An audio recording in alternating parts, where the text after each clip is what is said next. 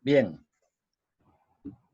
Lo último que tocaba la profesora Núñez, alumnos, era la relación entre política monetaria, entre el manejo de la cantidad de dinero por parte del Banco Central y el comportamiento del tipo de cambio. Quiero que ya solo unos 5, 6, 10 segundos, ¿no? El ejemplo de Venezuela, por ejemplo, en este caso, el gobierno nacional y el sector público en gran parte estuvo financiado por el Banco Central en los últimos años, así ha continuado financiando al sector público. La expansión del gasto está financiado monetariamente, como hablan los economistas, y eso ha causado una presión en el tipo de cambio, de tal manera que aquella intención que tenía el Banco Central de mantener el tipo de cambio fijo y hacíamos observaciones a las señales del mercado, sobre todo por Dollar Today en aquella oportunidad, pues para nada sirvió esas observaciones porque sencillamente se cumplió las leyes económicas. En este caso hubo una expansión monetaria exagerada para financiar el gasto público y eso presionó al tipo de cambio, de tal manera que el Banco Central terminó por entender que no podía mantener el tipo de cambio fijo y en este momento estamos en presencia de un Banco Central compitiendo con el tipo de cambio de mercado. Así que eso es lo que pasa siempre pues en la economía si no se tienen las cosas, las relaciones perfectamente claras. Vamos a pasar al tipo de cambio real, ¿no? ¿Cómo podríamos definir lo que es el tipo de cambio real? Para contraponerlo al tipo de cambio nominal, concretamente el tipo de cambio nominal es la cantidad de bolívares o unidades monetarias nacionales con lo que expresan el valor de la principal divisa de un país. En este caso, la cantidad de bolívares por cada dólar, eso expresa el tipo de cambio nominal. ¿Y qué expresa concretamente el tipo de cambio real? Es la capacidad de compra que pueda tener el tipo de cambio, ¿no? En el mercado internacional comparado con el mercado nacional y eso define pues la siguiente relación. Allí ustedes ven indicador de los precios de los bienes y servicios de un país en relación a otros países. Es decir, en el fondo, el tipo de cambio real está comparando los precios de un país, por supuesto, foráneo, con respecto a la economía nacional, en este caso con nuestro país, ¿no? Continúa y dice así, básicamente lo que se mide es la evolución de los precios de la canasta de bienes y servicios en otro país con el que se exporta o con el que se exporta e importan bienes, ¿no? Con ese otro país, con la evolución de los precios de la canasta y bienes de la economía nacional. TSR, tipo de cambio real, permite medir la competitividad de un país. Observen la fórmula abajo que dice tipo de cambio nominal que se simboliza con E minúscula es igual, ¿no? A E, ajá, tipo de cambio real, perdón, es igual al tipo de cambio nominal que es E mayúscula por el índice de precios, ¿no? Extranjero, es decir, el índice de precios, diríamos lo que ustedes conocen como IPC, pues, de los precios, perdón, el IPC de los países que son socios comerciales con el país que nos interesa. En otros casos, o específicamente en el caso de Venezuela, los socios comerciales de Venezuela son, por ejemplo, Estados Unidos, China, Colombia, Brasil, por poner algunos ejemplos. Así que nosotros cuando intentamos calcular nuestro tipo de cambio real, pues nos referimos como tipo de cambio extranjero al tipo de cambio de nuestros socios comerciales, que son un poco pues eso que le he mencionado. Y abajo en el denominador aparece el tipo de cambio nacional, ¿no? El IPC de Venezuela en este caso, que es P. De tal manera que el tipo de cambio real, que en este caso está simbolizado con E minúscula, es igual al tipo de cambio nominal por la relación entre el índice de precio de los países sociocomerciales entre el índice de precio nacional, ¿no?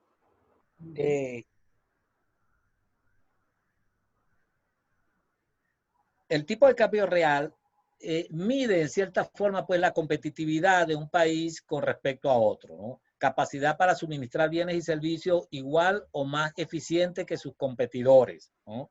De tal manera que cuando decimos, por ejemplo, que el tipo de cambio real se está apreciando o se está depreciando, pues eso va a influir en el grado de competitividad del país, en el grado de comercializar bienes y servicios de un país con respecto a sus socios comerciales. Aquí decimos y calificamos o definimos como competitividad la capacidad para suministrar bienes y servicios igual o más eficientes a sus competidores, ¿no? O más eficientes, perdón, que sus competidores. tomado de Venezuela, el reto de competitividad, página, bueno, allí se refieren a una referencia en particular sobre el tema. Cuando el tipo de cambio real aumenta, la moneda se deprecia y la economía gana competitividad. Esto ocurre porque los empresarios de las otras economías enfrentan aumento de sus costos más alto que los aumentos de los costos de los empresarios nacionales. En términos relativos, nuestros productos son más baratos en los mercados internacionales. Es decir, cuando el tipo de cambio real aumenta, ¿no? Nuestra capacidad de competir aumenta porque nuestros productos, pues, reflejan mejores precios para los residentes de otros países.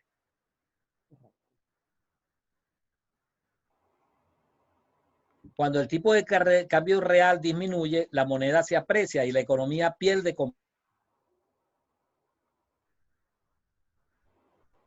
enfrentan a precios más altos que los asumidos por los empresarios extranjeros en sus respectivos países o en su respectivo país. Nuestros productos se encarecen en los mercados internacionales. Se te está perdiendo el audio, Luis. ¿Se está perdiendo el audio? Sí.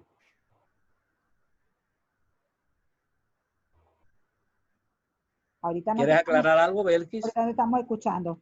No, no, perfecto. De repente apoyarnos un poquito aquí en el tema La fórmula. de la fórmula, exacto, de entender que si nuestros precios están aumentando más, es decir, si el denominador está aumentando más, pues este valor de aquí se va a hacer más chiquito. Y eso en la práctica, ¿qué significa? Es decir, el tipo de cambio real realmente tenemos que verlo, por eso hacemos tanto énfasis en el tema de la competitividad, como una relación de cuánto se van a intercambiar nuestros bienes nacionales por bienes extranjeros, ¿sí? O sea, ese tipo de relación entre unos y otros. Y entonces lo que va a ocurrir cuando estos precios de aquí son muy altos es que nuestros empresarios se están enfrentando a unos costos, ¿verdad? A unas relaciones menos favorables que los países extranjeros. Es decir, los países extranjeros son capaces de vender a precios más competitivos que nosotros, ¿sí? Y obviamente, ¿qué van a preferir los demás? Los demás van a preferir, ya jóvenes, que tenemos, acuérdense de cerrar el micrófono, porfa. Lo que entonces tipo, yo voy a estar haciendo cajita y broma y yo me pongo con eso. Dios santo, deme un segundo aquí. Hay una interrupción allí. Sí, déjame silenciar a Scarly, que se nos perdió y no se dio cuenta que tenía su, ya volvimos otra vez, entonces aquí a la pantalla completa. Ya la silenciamos. Ok, entonces lo que yo decía, Luis, de parte de lo que siempre hacemos es que entender la fórmula como esta relación de precios relativos. No en vano el tipo de cambio real es la relación a la que podemos intercambiar los productos de un país por los del otro, ¿sí? Y entonces esta relación que está aquí lo que significa es quién es más competitivo. La competitividad la vamos a medir en términos de quiénes son capaces de vender a los precios más baratos.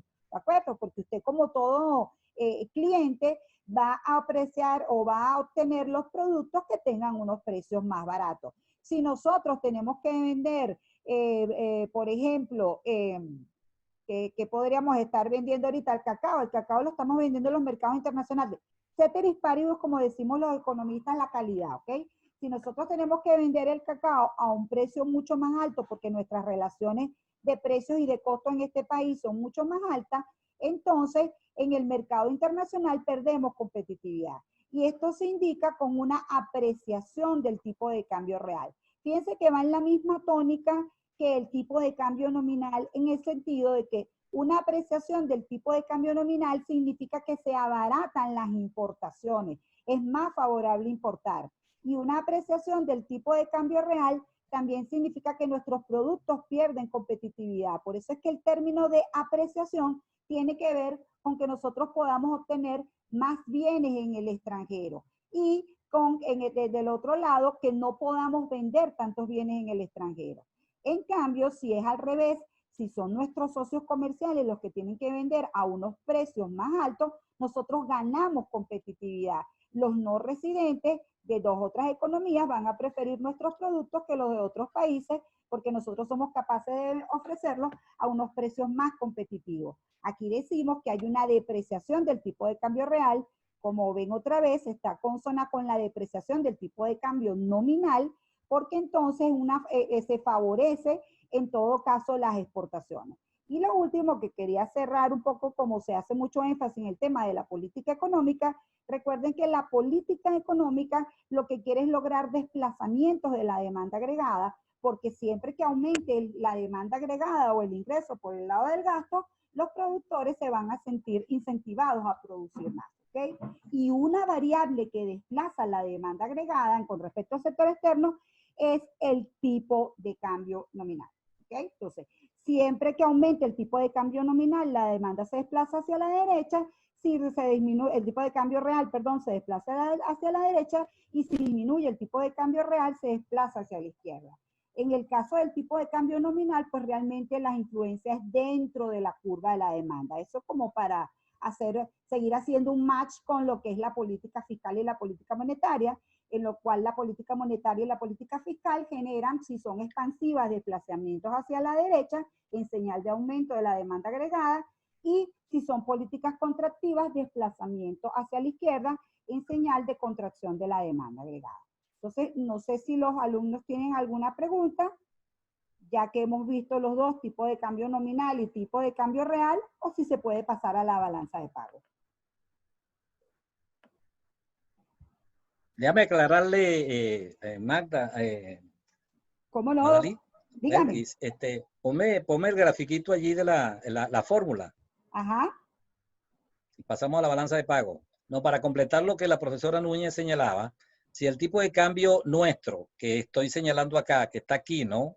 El que está en el denominador, Sí, aumenta mucho más rápido que el tipo de cambio de nuestros socios comerciales, obvio, el denominador está aumentando más rápido que el numerador, el tipo de cambio real, los precios, te refieres aquí a los precios, ok. sí, el tipo de cambio real tiende a bajar. Repito, si el nivel de precio nacional crece más rápido que el tipo de cambio, que el nivel de precio internacional, ¿no? De los socios comerciales, pues esta E tiende a ser cada vez más baja, ¿de acuerdo? El tipo de cambio real tiende a ser mucho más bajo. Eso quiere decir, bueno, nuestra capacidad de compra, ¿no? Nuestra capacidad de compra internacionalmente, ¿no? Por supuesto, el estímulo a comprar más en el exterior es mayor. Correcto. ¿De acuerdo? El estímulo para nosotros los residentes comprar los bienes internamente es menor. Por lo tanto, perdemos competitividad. No tenemos condiciones para cubrir los mercados, ni siquiera nuestro mercado nacional. Nuestros residentes están interesados en comprar más en el exterior. Entonces, ¿qué es lo que pasa en la práctica? En un caso como este, como nos pasaba a nosotros aquí en Venezuela recientemente, pues en este caso, entonces, la expansión que está ocurriendo en el nivel de precio interno, mucho más rápido que la exterior, presiona al tipo de cambio nominal. ¿De acuerdo? Los venezolanos, es decir, los residentes en Venezuela, intentan entonces más bien comprar divisas. ¿Para qué? Para poder acceder al mercado internacional. Por lo tanto, esta E, que es el tipo de cambio nominal, lentamente tenderá a aumentar. Y entonces ocurría que en Venezuela el tipo de cambio nominal, el Banco Central lo tenía controlado, pero en paralelo el mercado estaba reflejando que el tipo de cambio estaba subiendo. Y estaba subiendo porque los residentes en Venezuela preferían tener dólares y no bolívares, por lo que estaba ocurriendo en la relación entre los dos niveles de precio. Los niveles de precio de nosotros estaban súper acelerados por un problema fiscal y monetario frente al nivel de precio de los socios comerciales. Mientras la inflación en Venezuela llegó a tener en el 2018 casi 1.700.000, en Colombia teníamos 4%, en Estados Unidos teníamos 1%. Por supuesto, se estimula entonces a una demanda de dólares en la economía nacional, que hace pues que el tipo de cambio nominal tienda en el mediano plazo, en el corto o mediano plazo, a depreciarse rápidamente. Ok. Adelante. Por eso es importante verlo del lado de la demanda, como lo viste tú ahorita, pero también del lado de la oferta. Paradójicamente, el gobierno decía que estaba estimulando las exportaciones. Era imposible con ese tipo de conducta estimular las exportaciones porque nuestros empresarios se estaban enfrentando a unos costos tremendamente altos que hacía que fuera imposible competir internacionalmente con eso, los precios por ejemplo, de los productos colombianos o los productos de cualquier país, ¿no? Entonces, en definitiva, bien sea que usted lo vea por el lado de el poder de compra interno o el poder de compra externo, tiene que haber un equilibrio. Por eso es que existe otra vez este tema de la franja, porque no nos conviene ni que se ¿cómo se llama? Deprecie, perdón, considera, aquí en este caso se deprecia el tipo de cambio nominal o que se aprecie mucho, ¿ok? Nosotros nos conviene que haya un tipo de cambio, inclusive más o menos previsible, para que los agentes económicos tomen sus decisiones, porque retomemos aquí, y perdone que hagamos tanto énfasis en este tema del tipo de cambio, pero es que es muy importante, retomemos aquí que las decisiones de lo que van a comprar y lo que van a vender nuestros residentes va a depender de cuánto sea el valor del tipo de cambio. Toda la conducta de compra y venta de bienes y servicios va a depender del tipo de cambio. Recordemos también, por ejemplo, que las importaciones son en casi un 70% de bienes intermedios y de bienes de capital. Entonces, lo que pase con el tipo de cambio también va a terminar fomentando qué pasa con el ingreso de la economía o con el PIB real de la economía. De hecho, si nosotros vemos cuáles son las variables de las que dependen las exportaciones, son el ingreso externo y el tipo de cambio. Y en el caso de las importaciones, el ingreso interno y el tipo de cambio. Entonces, esas son unas relaciones importantes allí. Entonces, bueno, volvemos a repetir la pregunta. No sabemos si ya podemos pasar a la balanza de pago o alguien quiere comentar algo. Pasemos a la balanza. Ok, perfecto.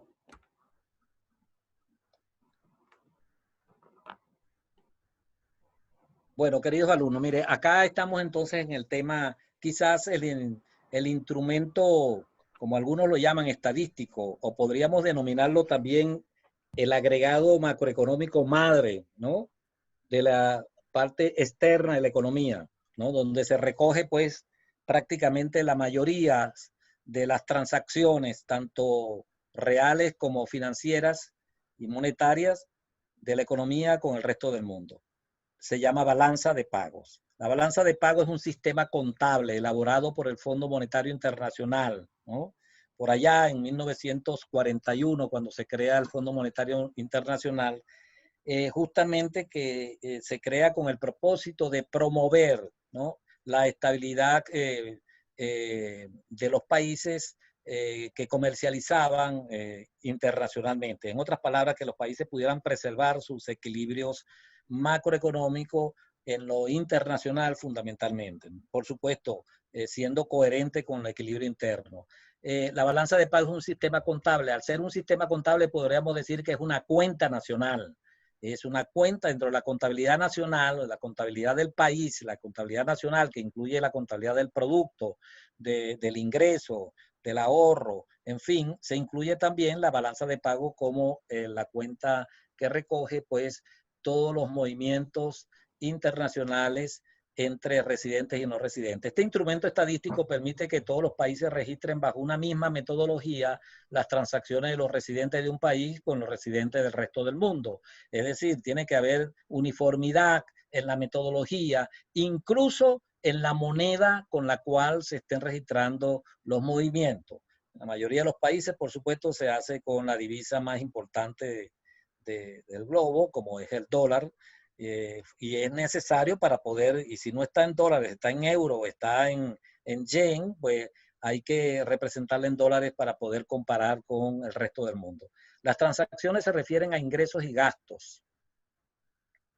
Ingresos y gastos, movimiento de personas y mercancías, transferencias, así como activos financieros y pasivos, siendo estos activos financieros y pasivos acciones, bonos, cuentas por cobrar, cuentas por pagar, activos de reservas internacionales.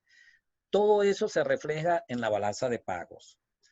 Todas las transacciones que van en una sola columna y los signos se pueden convertir en quebradero de cabeza. No se asusten con esta calificación de quebradero de cabeza, sino que realmente requiere tener un mínimo de conocimiento de contabilidad, porque sencillamente el método de asentar las cuentas en la balanza de pago es el mismo método general de la contabilidad general, pues de débito o de crédito y cargos en los registros contables. Se registran con signos positivos las ventas de bienes y servicios, los ingresos por renta, por transferencia y el aumento de los pasivos con los no residentes.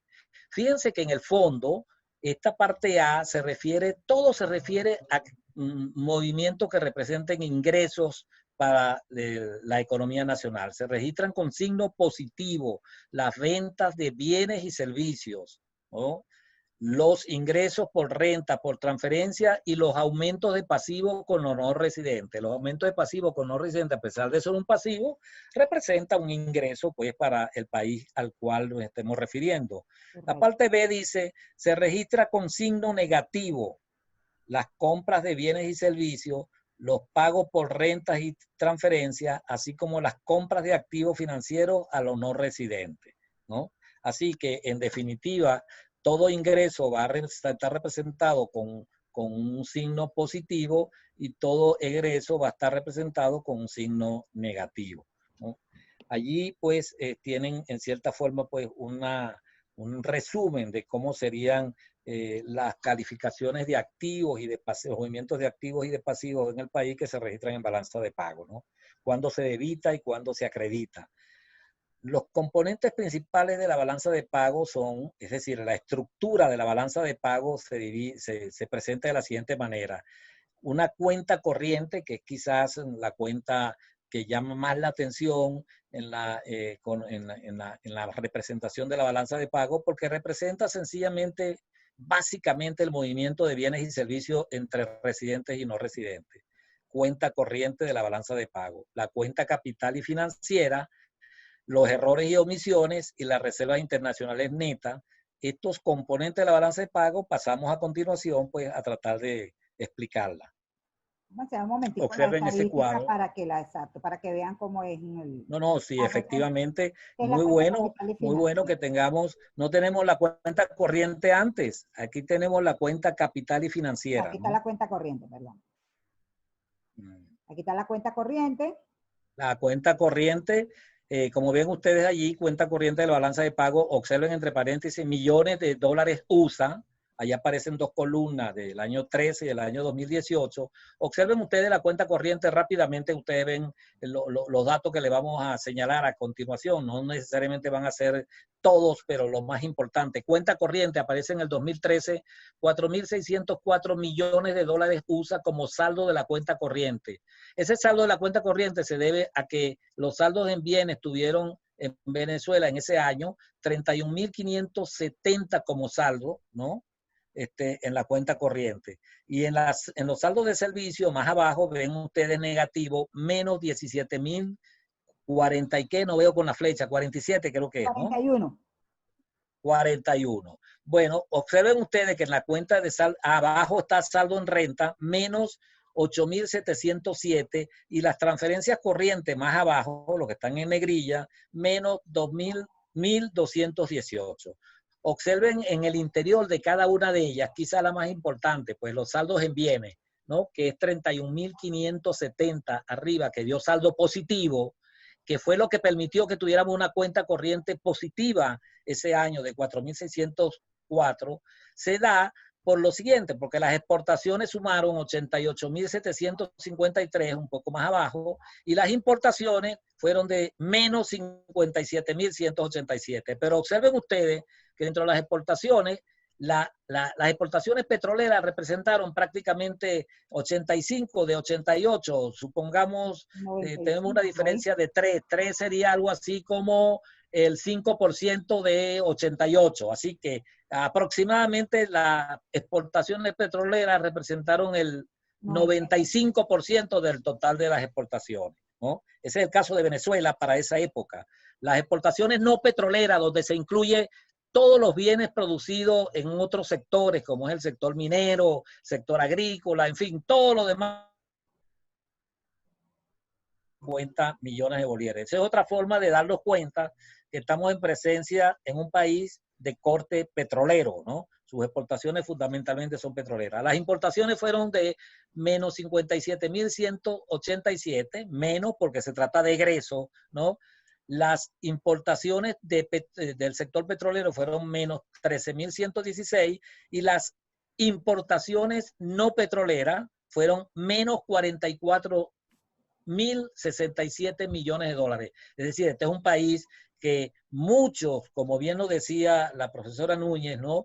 Muchas de las importaciones de insumos para poder producir internamente, bienes de capital para producir internamente, pero también bienes de consumo final que se ha incrementado considerablemente en los últimos años, pues ha hecho que las importaciones no petroleras sean muy elevadas. Sin embargo, ¿no? Tenemos un saldo en cuenta corriente todavía positivo de 4.604, ¿no? Observen más abajo, en servicios, en esa misma 2013, tenemos un saldo, como dijimos, negativo de 17.041 y de los cuales quizás las partidas que generaron ese saldo negativo fue transporte, ¿no? Y otros, ¿no?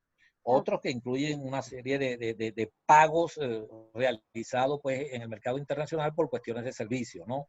Y los saldos de renta tenemos menos 8.707, de los cuales la renta de la inversión fue menos 8.683. Es decir, la renta es la remuneración, digamos, a las inversiones hechas por no residentes en nuestro país. De tal manera, llámese esa renta, intereses,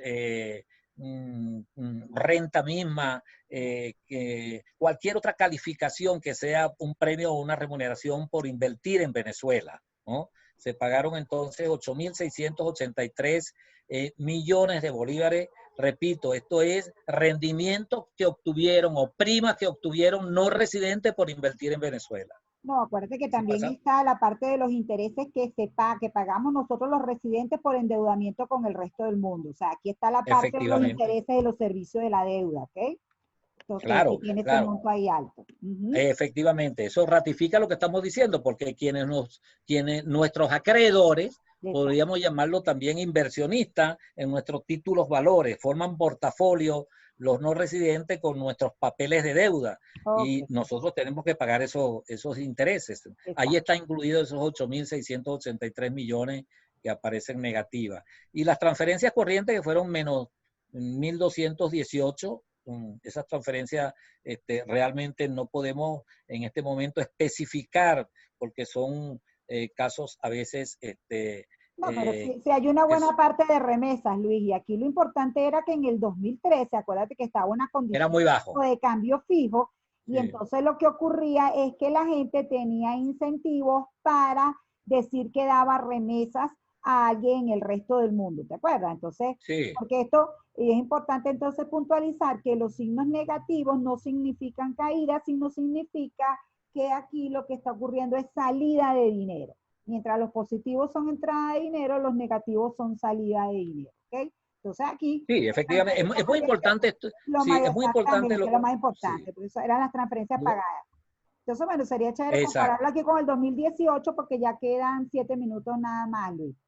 Totalmente distinto. Fíjense, bueno, comenzamos por las propias transferencias. Fíjense que las transferencias se revirtieron, ¿no? Las transferencias fueron 1.951 porque en el 18 más bien estamos recibiendo transferencias, ¿no? Porque la situación económica del país cambió totalmente de tal manera pues que estamos recibiendo más bien ingresos por transferencia y no estábamos todavía como en el 2013 que todavía los venezolanos financiábamos pues algunos de nuestros familiares o hacíamos algunas remesas pues a la inversa, ¿no? De Venezuela hacia el exterior, ¿no? Aquí viene todo el éxodo de venezolanos, exactamente, todo el éxodo de venezolanos que ocurrió en estos últimos 5 años, que ya aquí en el 2018 se percibía el cambio tan dramático, ¿no? Sí, sí. Bueno, observen ustedes entonces en las cifras lo que ocurrió, sobre todo llama la atención el caso de petróleo, fíjense las exportaciones petroleras cómo cayeron, de 85.603 a 29.810, ¿no? Y las importaciones bajaron de 57.183 a menos 14.866.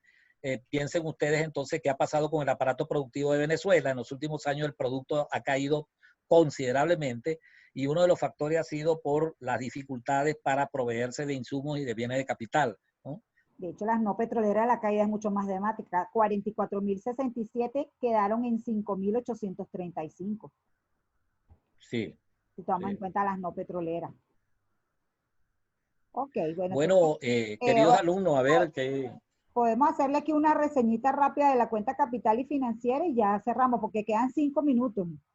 Sí, por favor, adelante, Belkis. Ok, fíjense, la cuenta capital y financiera, entonces el movimiento de activos y pasivos. Si ustedes quieren recordar los movimientos activos y pasivos, en la última parte de esta lámina tienen todo el concepto de bonos, de acciones, ¿ok?